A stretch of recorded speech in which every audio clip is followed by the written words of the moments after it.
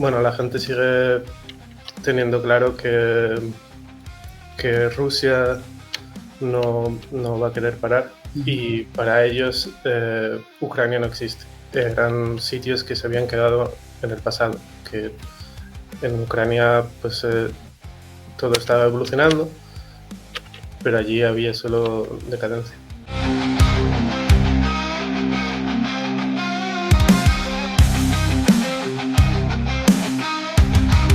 Bienvenido, Juan. Gracias por estar aquí, por pasarte al canal un ratito. Lo primero que te voy a pedir es que, bueno, pues un poquito que nos cuentes un poquito, pues, quién eres, un poquito lo más relevante, un poquito que piensas. Es decir, es una presentación ahora. Bueno, pues gracias por la invitación, Alfon. Soy Juan y trabajo en Ukrainer como gestor de medios de las redes sociales, en inglés y en español, que es un medio de comunicación de aquí de Ucrania. Y aparte soy voluntario en Solidarity Collectives, donde montamos drones FPV.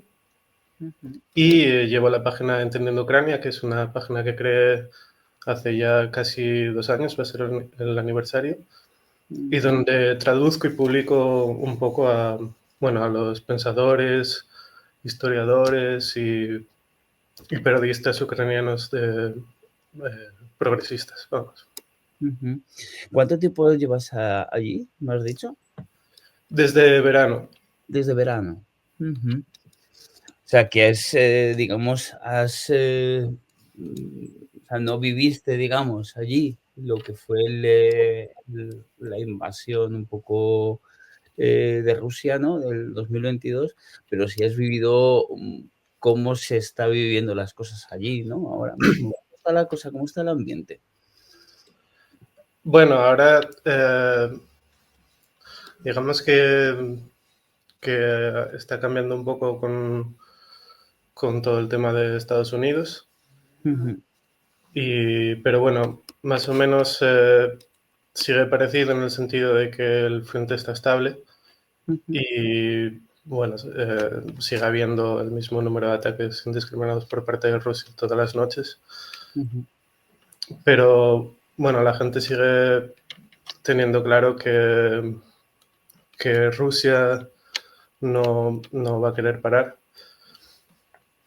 que lo que ellos quieren es tomar el control de toda Ucrania de una manera u otra y que, bueno, que aunque que pase lo que pase va a haber seguir haciendo falta por luchar. ¿Y tú crees que hay una sensación un poco de preocupación con un poquito con pues, con todo lo que está pasando con la llegada de Trump, ¿no? Y todo el cariz, digamos, que está tomando el asunto, o hay más una sensación de, mira, nos da igual, vamos a ir adelante con lo que tengamos y cómo está un poquito el ambiente en ese sentido. Sí, bueno, a ver, no puedo hablar por todo el mundo que vive aquí, porque tampoco he hecho estudios de sociología o tampoco soy periodista y he estado preguntando a toda la gente. Conozco así sobre todo de mi círculo, de mis amigos y bueno, un poco de la sensación que veo aquí en Kiev. Y para empezar, bueno, preocupación siempre ha habido. En plan, y siempre todo el mundo ha tenido en cuenta de que estabilidad no hay. Pero claro, ahora todo el mundo tiene un poco más claro que las intenciones de Trump pues no son buenas. Pero como te digo, la gente tiene claro que Rusia no va a querer parar y que va a haber que seguir luchando de una manera u otra. Vale, vamos a empezar un poquito y ya vamos a poner un poquito en contexto de todo lo que se pueda. Todo esto, ¿no? ¿Dónde dirías o cómo surgió todo esto? Según según tu percepción, es decir, no sé si podríamos hacernos como una especie de resumen de qué es lo que pasó en 2014 y cómo hemos llegado hasta aquí. Bueno, viene de incluso de mucho más largo, pero Sí. el, el resumen sería que Rusia y su gobierno es un gobierno revisionista y revanchista y imperialista, Ujú. y para ellos Ucrania no existe. Para ellos Ucrania es parte de Rusia. Los ucranianos son un producto que ha sido creado por polacos o por Lenin o cualquier cosa que le venga a Putin a la Sí. cabeza en el momento que lo diga. Y, y siempre ha estado, siempre para el gobierno de Putin y para él, sobre todo, que al final, al ser el dictador, es el que, digamos, que dirige un poco, eh, bueno, que tiene la última palabra. Ujú. Eh, para él, pues Ucrania no debe existir, debe ser parte de Rusia, y ahí empieza, y luego ha ido siendo de manera gradual, primero tomando Crimea, pero luego entrando en el Donbass, pero sin decir que son ellos, Sí. y hasta 2022 que envió prácticamente todo su ejército para tomar Kiev y eliminar a la élite, poner a la suya Ujú. y que fuese parte de Rusia. Ujú. Pero, ¿tú crees que había, a lo mejor esta pregunta es un poco difícil de contestar, pero, ¿tú crees que, a ver cómo te la hago? ¿Tú crees que la percepción durante todo este tiempo en cuanto a la gente, em, está cambiando de alguna manera? Es decir, vuelvo a retomar la pregunta, disculpa. Em, ¿Tú crees que la gente en general, ya hablamos un poquito en general de percepciones, em, tiene la sensación, de que quieren construir un futuro distinto, o es más una consecuencia de que se sienten simplemente, otra cosa? Es decir, cuando se habla de historia en Ucrania, ¿qué es un poquito lo que se dice de los propios ucranianos? No entiendo muy bien la pregunta. ¿Te refieres si que creo que Sí, los me ucranianos piensan sobre... sí, me refiero que es un poquito lo que la, lo que dice, o sea, ¿cuál es un poquito lo que contradice la versión del Kremlin que me has dicho antes, de los que dicen los propios ucranianos acerca de su propia historia? Eh, bueno, al final los ucranianos no Ujú. ven su futuro como parte de Rusia. Claro. Y, o sea, yo creo que es ahí el punto. No hace falta mucho ya Ujú, ir a la historia y ver en plan en qué momentos la historia de la gente que vive en Ucrania y la gente que vive en Moscú se separa, pero bueno, está ahí.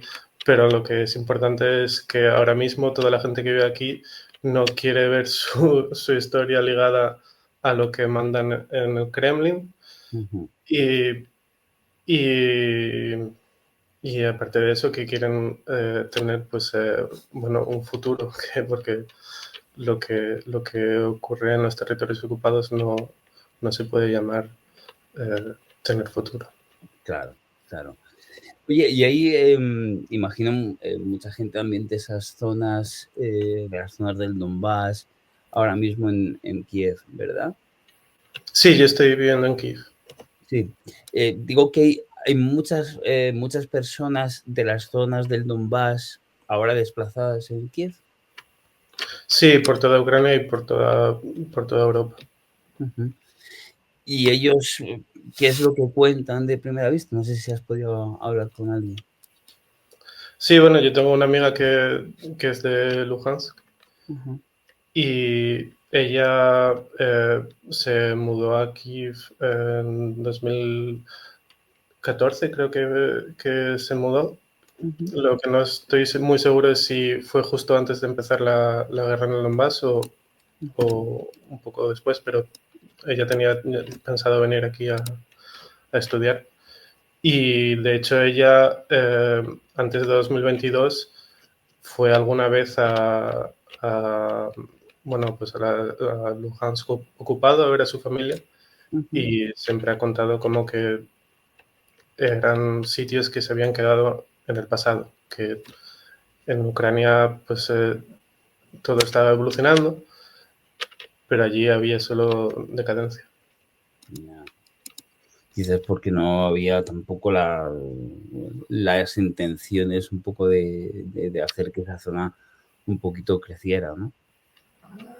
Bueno, porque a Rusia le da igual a la gente que vive Mm, incluso en Rusia. claro. Y esto es, y es algo que un poquito que es general, ¿no? Que te van contando. Oye, me gustaría ahora hablar un poquito de lo que estás haciendo, sobre todo con tu blog, ¿vale? Que luego voy a poner abajo o sea, en la caja de comentarios, por supuesto. Em, ¿Cómo vino la idea de empezar a hacer el blog? Bueno, lo primero, no lo he dicho, mi pareja es ucraniana, entonces desde el inicio de la invasión a gran escala, pues a mí también me afectó mucho, y desde el primer día solamente he pensado en Ucrania y en cómo ayudar. Ujú, Y lo segundo, yo soy una persona de izquierdas, ujú, y a mí me parece completamente ilógico, pues lo que muy buena parte de la izquierda en España ha tomado posición, que es de básicamente no dejar hablar a los que están sufriendo una opresión, sí, llamémoslo así. Y de ahí vino la idea de simplemente crear un espacio, una plataforma para, para que la gente que igual no se tiene por qué definir de izquierdas, pero que tiene pensamientos progresistas en Ucrania, y las fuerzas de izquierdas, los sindicatos, los movimientos feministas y los activistas LGTB, pues que simplemente un espacio para traducir lo que dicen sobre la invasión y sobre lo que viven, y bueno, intentar que, que la gente en España lo lea, porque lo que hacen normalmente es, es hablar por ellos, y es simplemente decir, eh, o sea, sí, hablar por ellos. En plan, no dejarles hablar, no dejarles eh, exprimir bueno, expresar sus pensamientos, ujú, y silenciarlos, básicamente. ujú. ¿Tú crees que en España, en general, se habla demasiado de, en este caso, de gente como pues, de los propios ucranianos, como de más?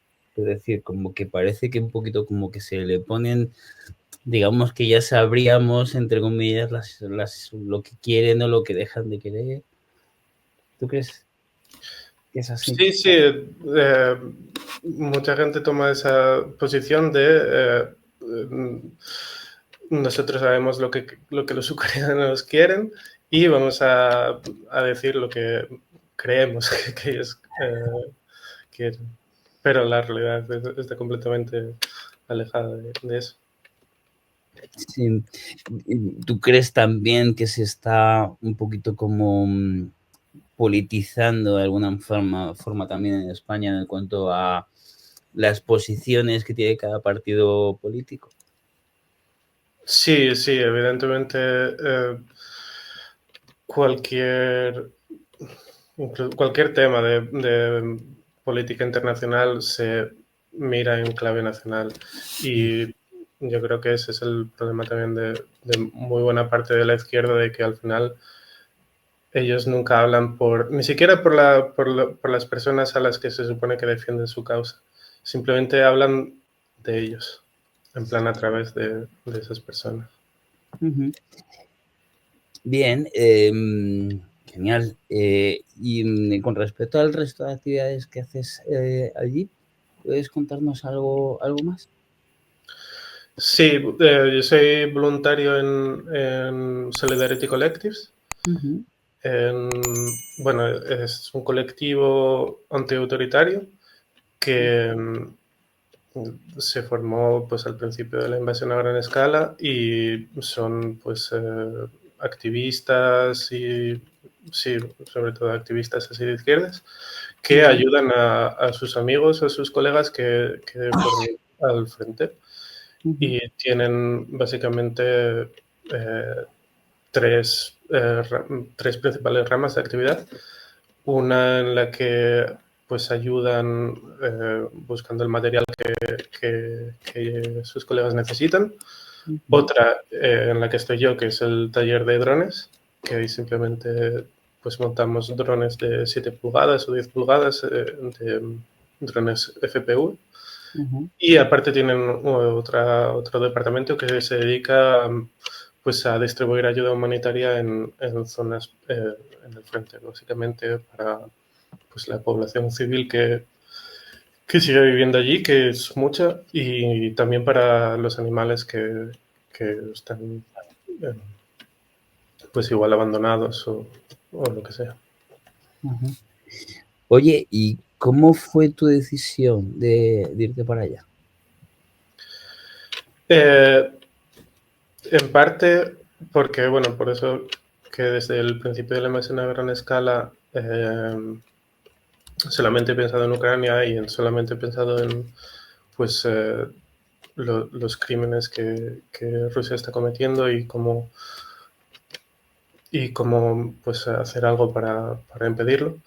Y en parte porque yo estaba viviendo en Francia al principio de la invasión y en parte es porque cuando tú estás solamente pensando en eso, pero vives en un país o, bueno, donde todo el mundo sigue teniendo una vida completamente normal y nadie está pensando en eso, pues ahí hay una especie de separación entre tú y pues, toda la gente que te rodea. Y, en parte, y bueno, y eso también mi pareja lo percibe así también. Y un poco o bastante por eso, pues decidimos mudarnos aquí. Y aparte porque aquí se puede ayudar de manera más directa, como esto.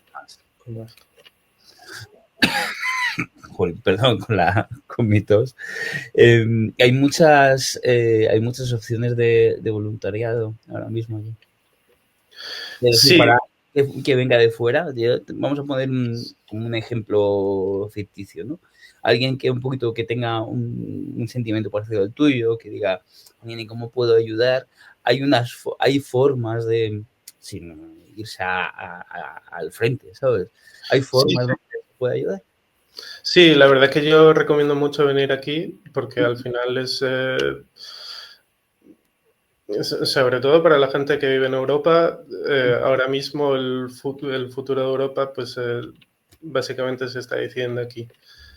Y creo que pues sería una responsabilidad venir aquí a ayudar y aparte que se puede aprender mucho. Y hay un montón de formas directamente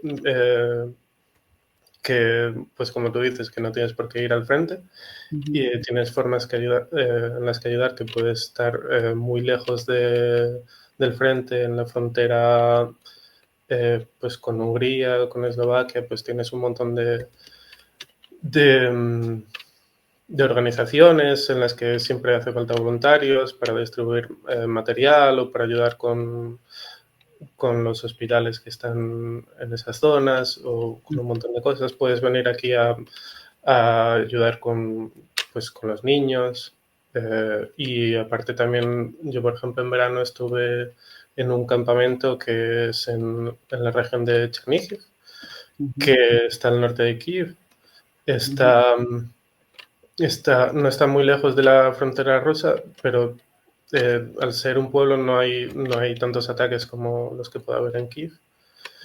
Y allí lo que hacíamos era pues reconstruir casas de gente, bueno, de edificios que fueron destruidos en el primer mes de la invasión a gran escala.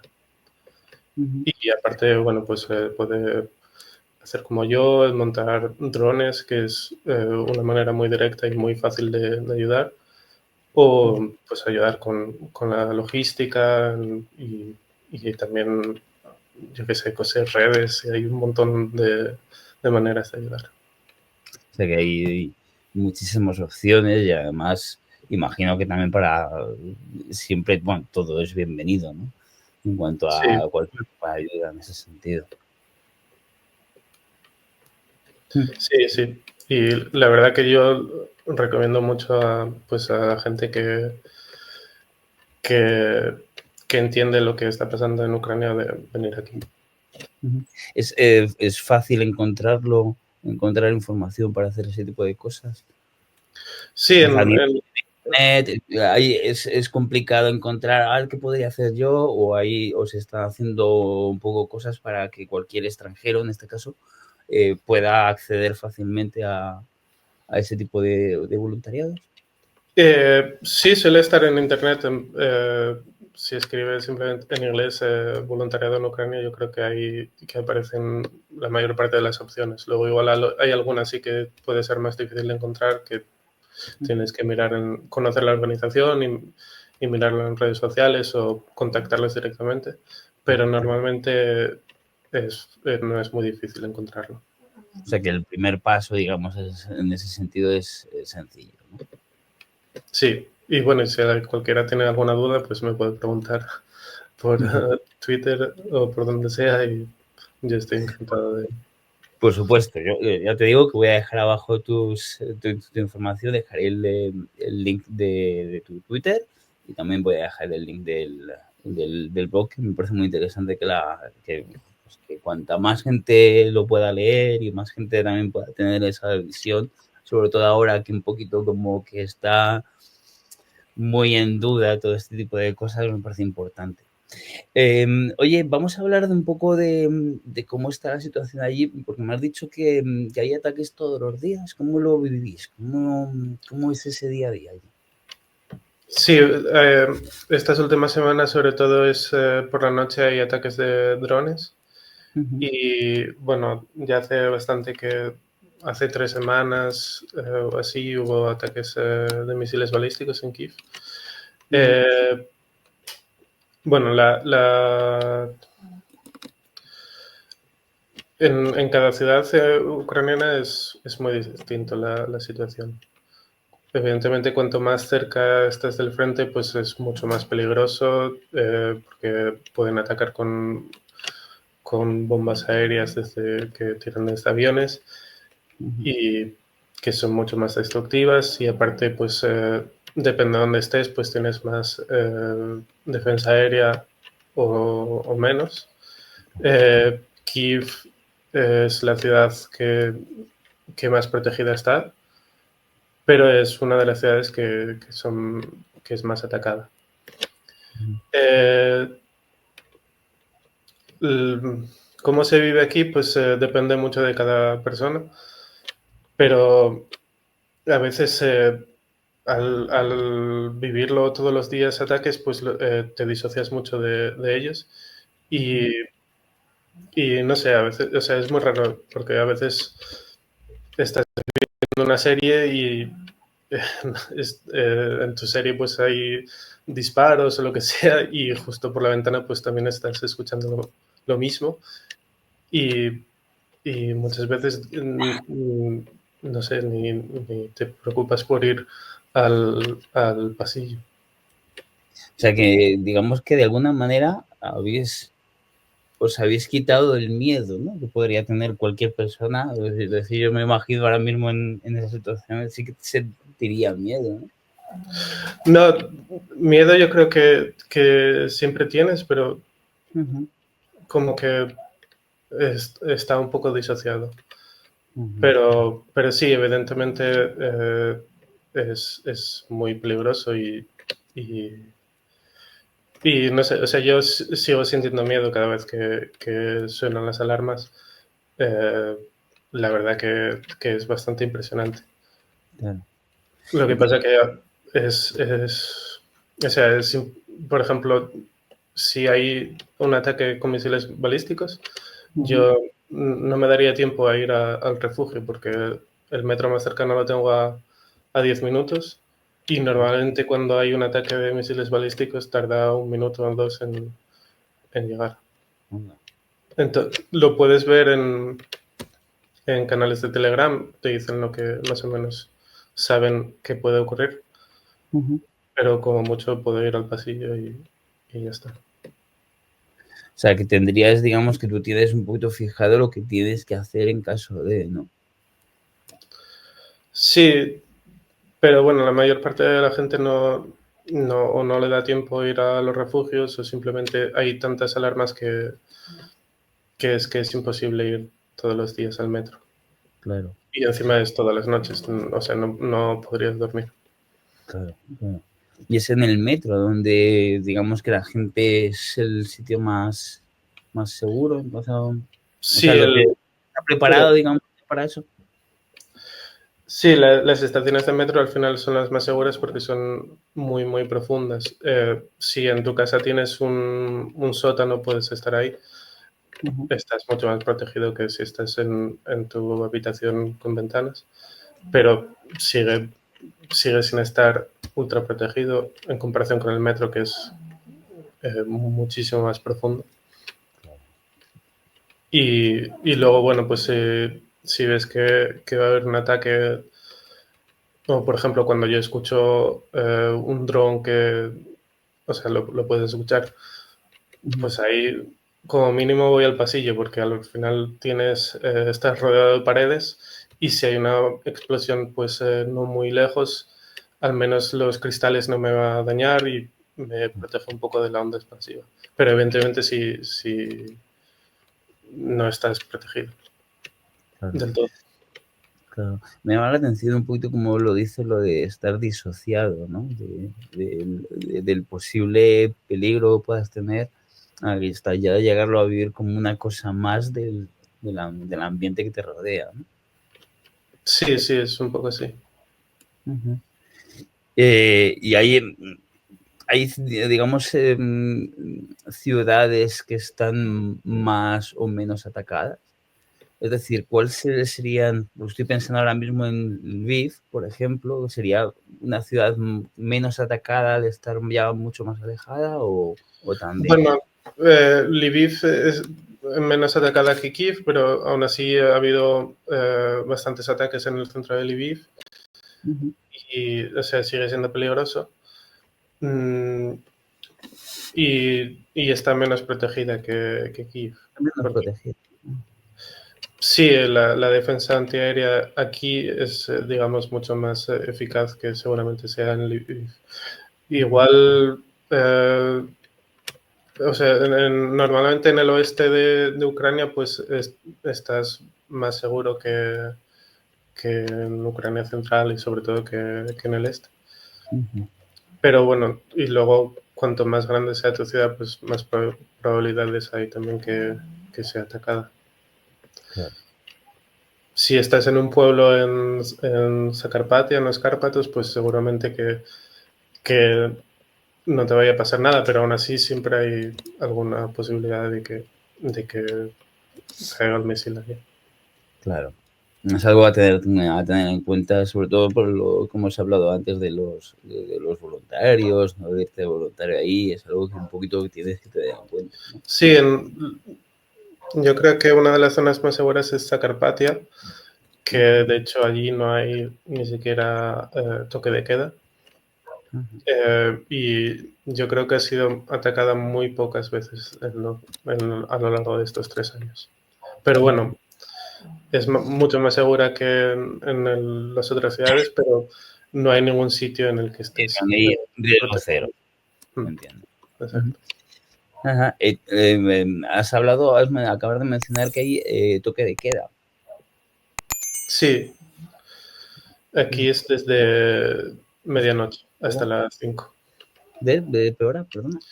Desde medianoche, desde las 12 hasta las 5 de la mañana. Hasta las 5 de la mañana. Ya. O sea, todo lo que es la noche. Sí, Y luego durante el día, digamos que la gente hace vida normal, entiendo. Es decir, los comercios están abiertos, restaurantes, todo ese tipo de cosas. ¿O hay Sí, algún...? sí, sí, la gente sigue viviendo y haciendo, pues todos los comercios más o menos están abiertos, pues con las restricciones que hay impuestas por el toque de queda, pero más o menos puedes hacer vida normal. Pero bueno, siempre la guerra está ahí,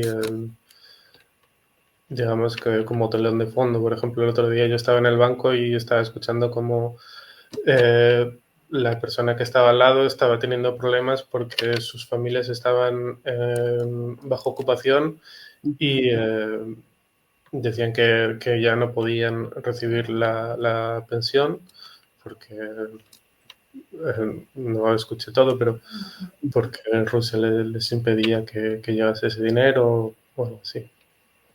Pero bueno, la gente sigue haciendo vida normal, puedes ir a trabajar a una cafetería o pues, Genial.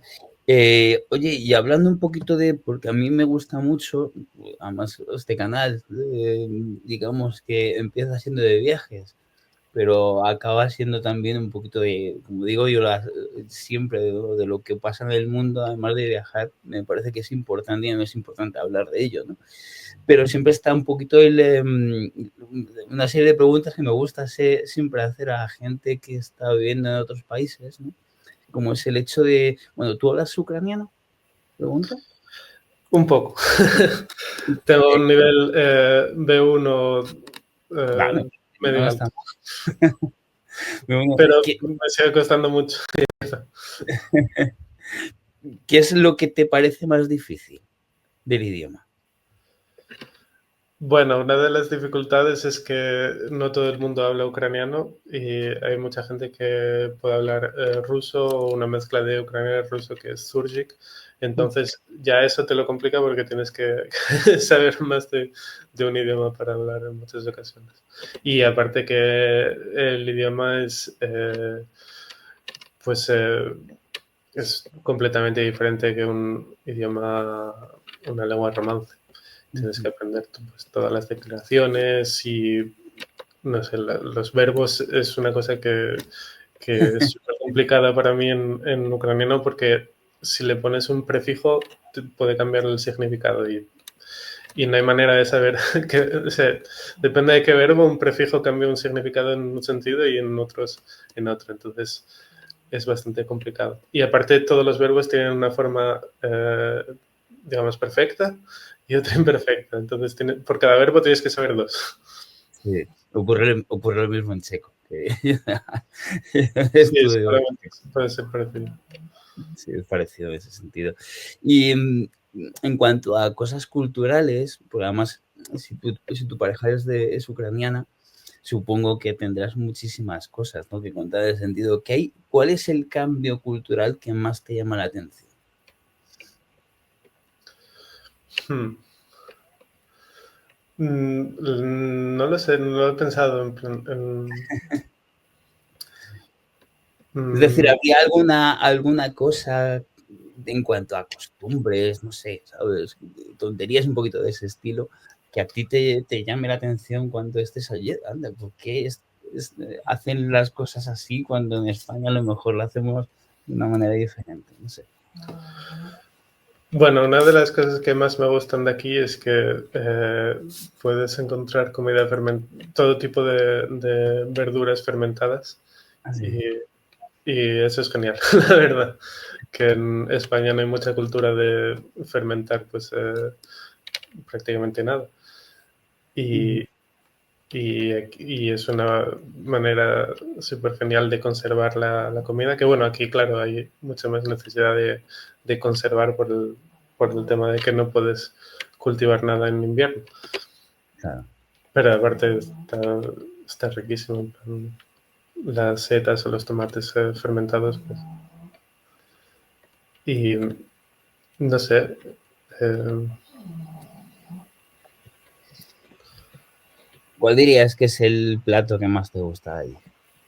oye, eso es incluso más complicado de responder. Pero, pero bueno, lo que más me gusta sobre todo son los deruni, que es pues patata triturada y frita con harina y huevo. Y está muy bueno, sobre todo si va acompañado con setas de aquí que también están súper buenas y hay un montón. Con una salsa así con setas está riquísimo. O si no, el borsch, que es uno de los platos más típicos de aquí de Ucrania, o los vareniki. Pero sí, la comida es buenísima en Ucrania. ¿Cuál es un poquito, y cambiando un poquito de tema hacia algo más, bueno, tampoco me gusta hablarlo como seriote, ¿no? Pero ¿cuál es el futuro que tú percibes que tiene la sociedad ucraniana? Es decir, que tiene el país. Es decir, supongo que verás que tiene un potencial importante. ¿Hasta dónde crees que un poquito puede llegar siempre que obviamente todo esto se vaya un poquito arreglando, por decirlo de alguna manera? Sí, es muy difícil responder porque es imposible predecir el futuro, pero sí, evidentemente yo creo que la sociedad ucraniana pues está muy concienciada pues en que quieren construir un país de ellos y para ellos. Y no sé, yo creo que tiene mucho futuro en el sentido de que la gente tiene mucha experiencia en ayudarse entre ellos, en levantar proyectos y hacer cosas, digamos, juntos. Es una sociedad que piensa mucho en sus vecinos y en los otros ciudadanos. Mucho más yo creo En España. que en España o que en Francia, que yo creo que la gente, la sociedad es más individual. Pero bueno, eso ha sido sobre todo porque han sido obligados a ello. Claro, es un poquito lo que Y te da. aparte porque tienen una tradición democrática muy, muy importante. Es un poquito lo que te iba a decir, ¿no? Que cuando existen dificultades, es un poquito también, pasar un poquito lo que hablamos siempre, que surge tanto lo más peor del ser humano como también lo mejor, ¿no? Y yo Sí, creo que muchas de estas cosas, por lo menos por lo que yo percibo, ¿sabes? Sí que están sacando, que evidentemente lo malo lo habrá, porque por desgracia, ¿sabes? No se puede evitar, ¿no? Pero que están sacando mucho de lo bueno, ¿no? Y ese sentimiento un poco de ayudarse, un poquito lo que tú hablas, ¿no? De ayudarse, de echar una mano, de ver un poquito cómo está el vecino, de cómo, ¿sabes? Al final hace que ese tipo de cosas se vayan un poquito como haciendo bola, haciendo bola, haciendo bola y construyendo algo mucho mejor de que lo que tenemos en otros países, que como no tenemos tantas dificultades, hay muchas cosas como que las damos por supuestas, ¿sabes? Es un poquito la sensación desde fuera que yo tengo, ¿sabes? sí, creo que hay otros factores que como que tienen larga tradición democrática, pero sí, supongo que también es mucho por eso, por las dificultades que llevan sufriendo desde siglos. Claro, claro. Oye, ¿cómo ves un poquito todo esto? ¿Crees que, te iba a decir, crees que es posible un alto el fuego? ¿Crees que es posible? ¿Cómo está la gente con Zelensky? Quiero decir, ¿hay más o menos apoyo? ¿Cómo ves un poquito el tema? Tras las declaraciones de Trump hay más apoyo porque Hay más apoyo, ¿no? sí, sí. Pero bueno, al final es como en todos los países, pues hay gente que está de acuerdo con su gobierno y gente que no. Y hay mucha gente pues que critica las decisiones del gobierno de Zelensky o, bueno, lo normal en cualquier país democrático. Pero claro, nadie está de acuerdo con que unas elecciones que serían ilegales en la situación de ahora mismo deban ser impuestas desde fuera. Con eso nadie está de acuerdo. Y todo el mundo, incluso los que puedan haber sido mayores detractores de Zelensky, van a apoyarle en ese sentido. En el sentido de que ahora mismo no puede haber elecciones en mitad de la guerra. Claro. No tiene sentido, un poco, además. Como me está diciendo ataque. Y bueno, y aparte de que es ilegal. No puede ser legal, claro. Pero vamos que, y digamos que, o sea, que el apoyo que tiene Zelensky es palpable, ¿no? Un poquito en lo que Sí, tú... sí. Sí, o sea, es el apoyo de Zelensky como presidente que ha sido elegido de manera legal y que ahora mismo, porque hay una guerra, pues sigue siendo presidente, es indiscutible. Ahora sí, hay pues mucha gente pues que pueda estar de acuerdo o no, como en cualquier otro país. Ciertas decisiones o no me gustan estas decisiones, ¿no? Pero eso no significa que entienda que ahora mismo, con todo lo que hay, se puedan hacer unas elecciones cuando... Sí, sí, y nadie de Ucrania va a permitir que se les imponga un candidato u otro desde fuera. Es porque ellos siempre han luchado por su democracia y por ser ellos quienes eligen. Y pues si ahora mismo Estados Unidos y Rusia intentan cambiar a su presidente, pues en eso van a estar en contra. Vamos, que digamos que realmente la sensación es que no va a cambiar nada en los próximos meses, ¿no? Es difícil de predecir, pero la gente más o menos tiene claro que las intenciones de Rusia son las que son, que es destruir Ucrania. Y si no se les fuerza, si no es por la fuerza que se les impide, pues van a seguir intentando. Entonces, o sea, es muy difícil predecir lo que va a pasar, pero la gente tiene claro que incluso si se impone un alto al fuego, Rusia va a intentar pues rearmarse, utilizar el alto al fuego pues para volver a invadir en cuanto puedan. Oye, ¿y qué sensación tiene la gente con la Unión Europea? Es decir, si piensan un poquito que son mucho palabras, pero que luego no hay hechos o no hay tantos hechos, un poquito qué sensación se tiene con la Unión Europea y con los países europeos. Sí, me imagino que eso es bastante generalizado, una sensación bastante generalizada de, en cierta manera, pues ellos quieren formar parte de Europa, pero eso, ven que Europa solo está, que hay más palabras de condena por parte de Europa que hechos.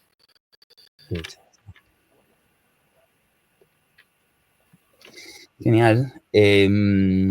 Pues yo no sé si quieres añadir algo más, sobre todo en cuanto a pues un poquito de todo lo que hemos estado hablando, algo que sea importante un poco con respecto pues, a la guerra. Bueno, volvería a repetir que si, pues para la gente que ya sabe la importancia que tiene, pues eso, defenderse de Rusia, que si puede, que si tiene tiempo y si tiene fuerza, pues que venga, aunque sea a la frontera, a ayudar y a aprender de los ucranianos. Y pues seguir intentando escucharles y intentar que su voz pues que no sea pisada por la de otros. Exactamente.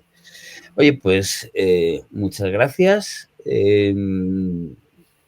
por este ratito y sobre todo también gracias porque realmente lo que haces es digno, ¿sabes? El hecho de irte para allá, de tratar de ayudar, de tratar de sobre todo que las causas que tú consideras que es justas, hacerlo, ¿sabes? Me parece que es algo, ah, que es algo muy bueno como, y que define muy bien a una persona, ¿sabes? Así que, pues, además del ratito, también gracias un poquito por ser consecuente con tus ideas y mojarte, irte allí, irte a ayudar por una causa que tú consideras justa. Nada, y gracias por la invitación. Vale, pues vamos a dejarle un poquito el vídeo aquí y lo que te digo, pues esta es tu pequeña casita también virtual. Muchas gracias. Vale, gracias.